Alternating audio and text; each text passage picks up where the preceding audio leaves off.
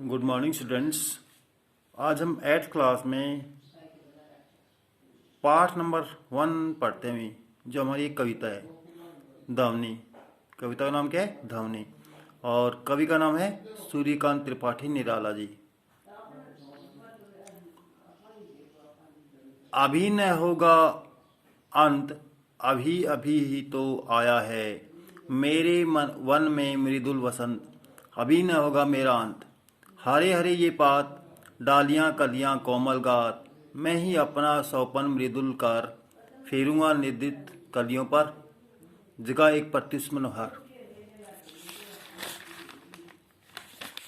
सबसे पहले हमें इसका प्रसंग लिखना होता भी। प्रसंग क्या है? प्रस्तुत पंक्तियां हमारी हिंदी की पाठ्यपुस्तक क्षितिज भाग 1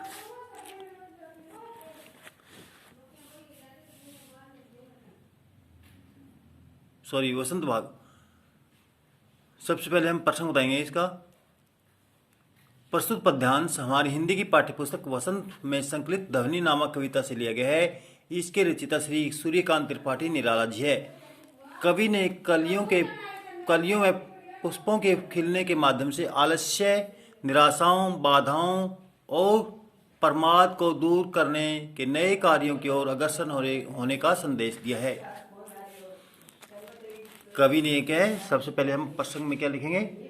प्रस्तुत पद्यांश हमारी हिंदी की पाठ्यपुस्तक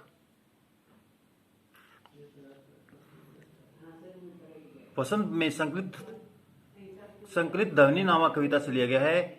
इसके रचयिता श्री सूर्यकांत त्रिपाठी निराला जी है। कवि ने कलियों में पुष्पों को खिलने के माध्यम से आलस्य, निराशाओं, बाधाओं व प्रमाद को दूर कर नए कार्य की ओर अग्रसर होने का संदेश दिया है। व्याख्या या सरलार्थ। कवि का मानना है कि अभी उसके जीवन का अंत नहीं हुआ है। अभी जो उसका जीवन का अंत नहीं हुआ है, अभी तो उसके जीवन रूपी वन में सुकुमार शिशु रूपी वसंत का आगमन हुआ है। सुकुमार, सुंदर जो कुमार है, कौन है? वसंत रूपी जो शिशु है, उसके जीवन में उसका आगमन हुआ है।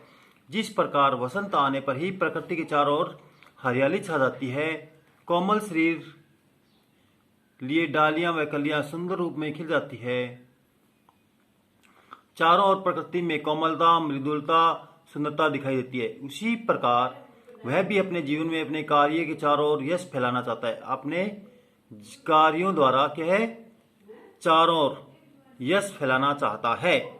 वह अपने सौपन भरे कोमल हाथों को अलसाई कलियों को पर फेर कर उन्हें प्रभात आने का संदेश देना चाहता है, अर्थात अपने जीवन के आलस्य, निराशाओं, बाधाओं व प्रमाद को दूर भगाना चाहता है, ताकि नए कार्यों की ओर अग्रसर हो सके।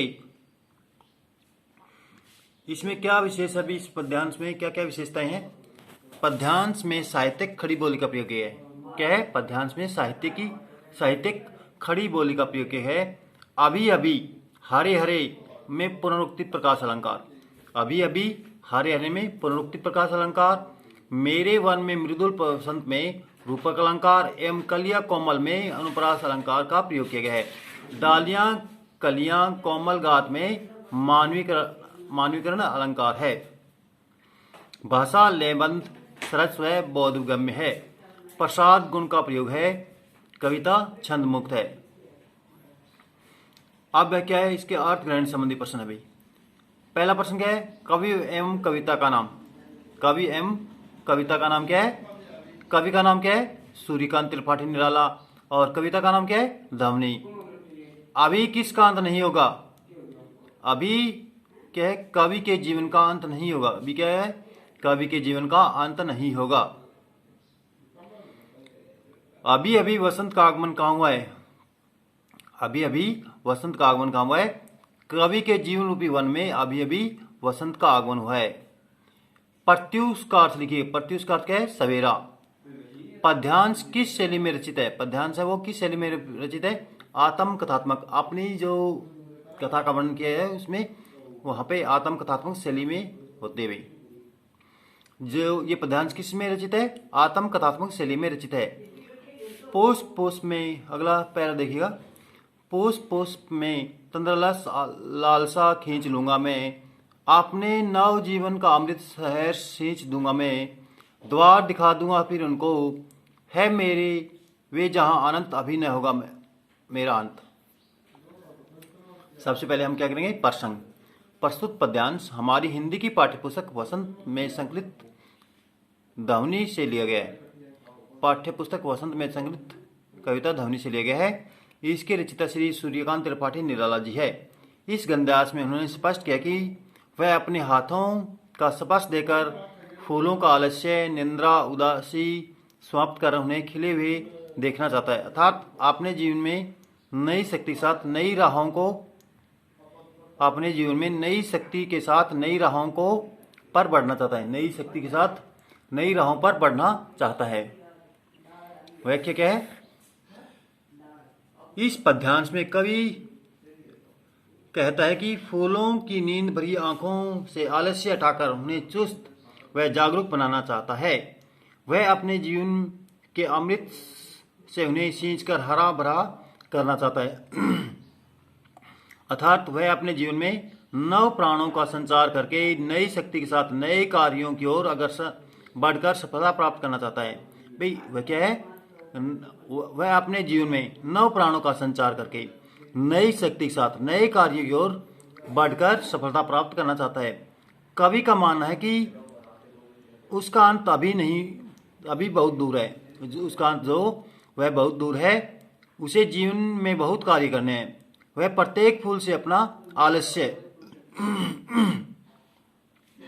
आलस्य प्रमाद छीनकर उन्हें चिरकाल लंबे समय तक खिले हुए देखना चाहता है, ताकि वे अनंत काल तक खिलकर अपनी आभा बिखेरते रहे। अनंत काल तक, अनिश्चित समय तक खिलकर अपनी आभा, अपनी सुंदरता बिखेरते रहे।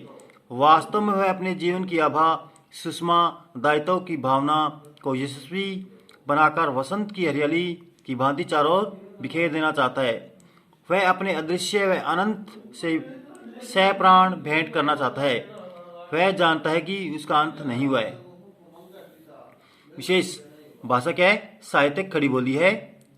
साहित्यिक खड़ी बोली है। पुष्प पुष्प में पुनरुक्ति प्रकाश, नव जीवन का अमृत रूपक, द्वार दिखा दूंगा में अनुप्रास का प्रयोग किया गया है। भाषा लेवन सरस बोधगम्य है। प्रसाद गुण के साथ ओज गुण का प्रयोग है। प्रसाद गुण के साथ किस गुण का है, ओज गुण का प्रयोग है। कविता छंद मुक्त है। आत्म कथात्मक शैली का प्रयोग है। अर्थ ग्रहण संबंधी प्रश्न देखिएगा क्या है, कवि पुष्प पुष्प पे क्या खींच लेगा। कवि पुष्प पुष्प से तंद्ररस खींच लेगा। कवि पुष्पों से किसे सींच लेगा। कवि पुष्पों को किससे सींच देगा। कवि पुष्पों को अपने नव जीवन के अमृत से सहज सींच देगा।